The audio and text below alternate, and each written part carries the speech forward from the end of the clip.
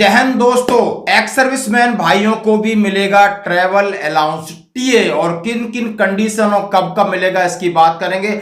और नेताओं के जुबानी रक्षा मंत्री जी ने कहा, इधर आओगे तब भी मारूंगा और मैं उधर जाओगे तब भी मारूंगा, छोड़ूंगा नहीं कि व्यवस्था बदल चुकी है, देश बदल चुका है। और कहा है कि 17 साल में हमारी लगेगी नौकरी और 21 साल में हम होंगे रिटायर। ये है जवानों के लिए, आम पब्लिक के लिए। और नेता 73 साल के हो जाएं, 75 साल के हो जाएं, मरते दम तक कुर्सी से चिपके रहेंगे।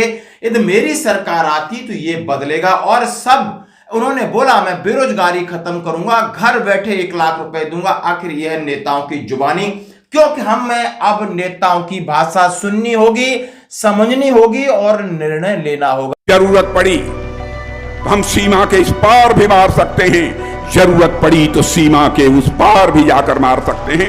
यह भारत के पास ताकत है। क्रिकेट का बल्ला पकड़ना आता है अमित शाह के बेटे को, बीसीसीआई का चेयरमैन बना हुआ है। और हमारे घर के बेटे 17 साल की उम्र में जवान बनेंगे, 21 साल में रिटायर हो जाएंगे। मोदी जी को 73 साल में तीसरी बार मौका चाहिए। कोई फर्क नहीं पड़ता। अब हम समझाएंगे तुम लोगों को विकास क्या होता है। जाति जनगणना, महालक्ष्मी स्कीम, पहली नौकरी पक्की, किसानों का कर्जा माफ, गारंटीड कानूनी एमएसपी, मजदूरों को 400 रुपए। भेड़ नहीं बनना है फौजियों को। सबसे पहले छोटे छोटे इनके आपने भाषण सुने, भाषण सुनेंगे बाद में। पहले काम की बात जिसमें सीधा है, और रीजनल ईसीएचएस ब्रांच है, वहां से 30 अप्रैल 2024 का एक लेटर है। ऑल ईसीएचएस पॉलीक्लिनिक अंडर उनके वार में उन्होंने कहा है ट्रैवलिंग अलाउंस मिलेगा। उन्होंने कहा है reference minutes of OICs ECHS polyclinic conference held on 2 April 2024 and station headquarter cell Danapur cantt letter number show and show travelling allowance the following procedure will given off. उनका movement of patient to referred clinic as per para 106 of SOP for online billing procedure. उन्होंने कहा है कि यदि आप travelling allowance है वो भी एक्स सर्विसमैन को मिलेगा। यदि वो पेशेंट हैं, कहीं उनको रेफरल बनता है, तो उन्होंने जो कि एसओपी है उसका पारा 1 से 6 का जिक्र किया, उसमें मिलेगा। उन्होंने कहा travelling allowance for journey undertaking for medical treatment both ways is admissible to ECHS beneficiaries for treatment in another city if such treatment is not available in the same city and referral is advised by ECHS medical office या specialist amount admissible will limit to a real fare entitled।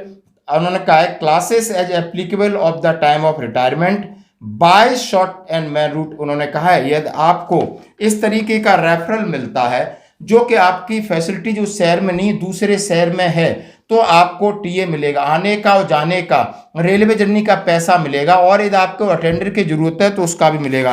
उनका 1 attendant and escort who is required to travel along with patient will also be entitled to traveling allowance in the medical officer attending the patient certificate in writing that। उन्होंने कहा है unsafe of patient travel alone as such attended escort is necessary to accompany to the patient amount is admissible the patient is removed। उन्होंने कहा ये सारी सुविधाएं आपका attendant है, escort है, उनको भी मिलेगा। यदि आप क्लेम को रिइंबर्समेंट कराना चाहते हो, expense will be submitted by officer in charge. उन्होंने कहा है application from ECHS members, photocopy of smart card, ECHS card और registration slip, referral number of the polyclinic, name of place and hospital referred to, contingent bill, ticket of the patient, attendance applicable। और इसका army order है, इसकी SOP भी हमारे पास किसी को चाहिए, वो भी मैं इसके साथ सबमिट कर रहा हूं। तो दोस्तों ये सुविधा शायद आप नहीं जानते हो। सीधा सीधा यदि मैं कंक्लूड करूं, यदि आप पेशेंट हैं और आपको रेफरल आउटसाइड सिटी में मिला है जो कि यहाँ सुविधा नहीं है, तो आपको भी आने जाने का पैसा, अटेंडेंट का और जो स्कॉट है उसका भी पैसा मिलेगा। और ये 2-4 आपको डॉक्यूमेंट वहां प्रोवाइड करने हैं। तो दोस्तों बढ़ते हैं अगली खबरी की तरफ। जैसा कि माननीय रक्षा मंत्री जी कह रहे हैं कि भारत बदल गया है, भारतीय अर्थव्यवस्था बदल गई है और भारत की सेना का ढंग बदल गया है, सेना का जोश बदल गया है। जैसा कि पहले आपको बहुत सारी घटनाएं सुनने को मिलती थी, यदि वो हमारे टेरिटरी में आएंगे तब तो हम उन्हें बख्शेंगे नहीं, यदि भाग के यदि अपने आप बिल में घुस गए तो बिल में निकाल के भी उनको हम नेस्ता नाबूद करेंगे। अब वो भारत नहीं है, अब वो भारतीय सेना नहीं है। ये रोहतक में जहां पर सेना के बहुत लोग हैं, आपने देखा है जाट बहुल इलाका है, उसी अंदाज से नेता उसी अंदाज से भाषण देते हैं, समझ लेते हैं कि सामने पब्लिक कैसी।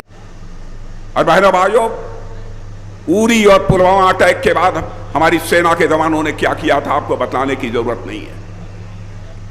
हम लोगों ने साफ संदेश दे दिया है, भारत अब यह कमजोर भारत नहीं है, भारत यह दुनिया का ताकतवर देश है।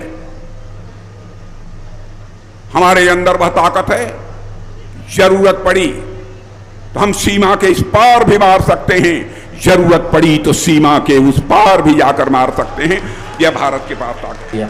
और इसी के परिवेश में आपने देखा होगा आम आदमी पार्टी के संजय कुमार जी क्या बोल रहे हैं। उन्होंने सीधा सीधा कहा है कि भाई एक यहाँ जब जनता के लिए वैसे नौकरियां नहीं है, एक सेना की नौकरी थी वो अग्निवीर बना दी। भैया 17 साल में जाओ, 21 साल में रिटायरमेंट हो जाओ। जब तक ना आपको जिंदगी का समझ में आएगा, ना पढ़ाई का समझ में आएगा, ना फौज का समझ में आएगा और ना ही आप कुछ कर सकते हो धेले भर 21-22 साल का, उसको तो कुछ समझ में नहीं आएगा। का बेटा क्या कर रहा है?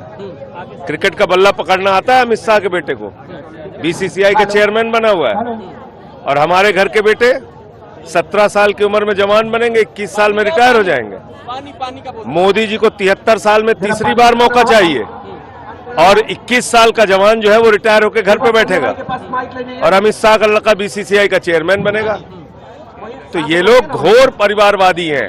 अपने परिवार और अपने दोस्तों को बढ़ाने के अलावा न मोदी के पास कोई काम है, न अमित शाह के पास कोई काम है, न भारतीय जनता पार्टी के पास कोई काम है।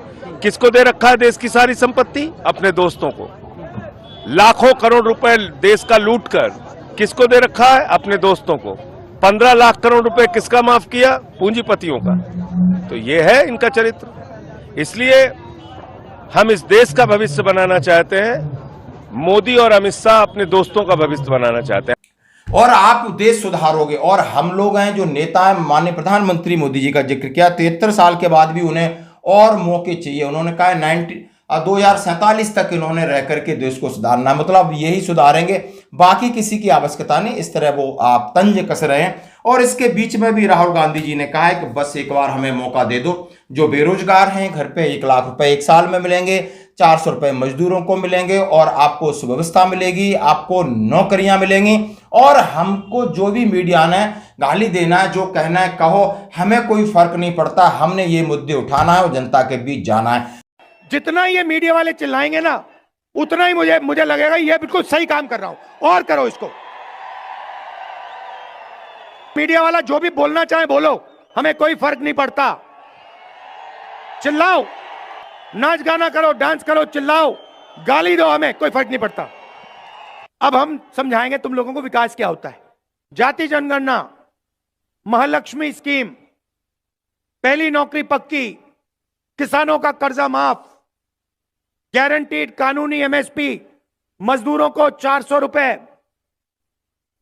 आशा आंगनवाड़ियों की आमदनी दुगनी। ये शुरुआत है और उस दिन तक होगा जब तक ये परिवार गरीबी रेखा के ऊपर नहीं होंगे। उससे पहले ब्रेक नहीं लगने वाली, एक्सेलेरेटर ही दबेगा। तो दोस्तों चुनाव चल रहा है, हर एक की जुबानी है, कौन कितना सच है, कौन कितना खरा उतरेगा ये तो वक्त की बात है। लेकिन आपसे यही है कि अब फौजी भी राजनीति में कूद रहे हैं। आपको अब समझना होगा भेड़ चाल नहीं बनना है। भेड़ चाल आप पहले अपना हित देखिए, अपने परिवार का हित देखिए, सैनिक को वोट दीजिए, उसके बाद आप कैंडिडेट को देखिए। नहीं आप भले नोटा पे दे सकते हो, लेकिन नहीं, व्यवस्था में भेड़ चाल बनने का वक्त खत्म हो गया है। यदि हम भेड़ चाल बनते रहें, उसी वजह से आज आपको 1 रैंक 1 पेंशन के लिए रोना पड़ रहा है। हमारी एकजुटता के अंदर कोई न कोई घुस जाके हमें 2 फाड़ 3 फाड़ कर रहा है। आपको समझना होगा, अभी आपको अपनी ताकत को आजमाना है। आपको आपके अंदर बल है, आपके अंदर वोट का भी बल है, अधिकार का भी बल है, चुनाव लड़ने का भी बल है। उस बल का प्रयोग करना होगा। ये नहीं कि आपको अभी तक जो लोग दूसरे इस्तेमाल करते थे उससे बचना होगा।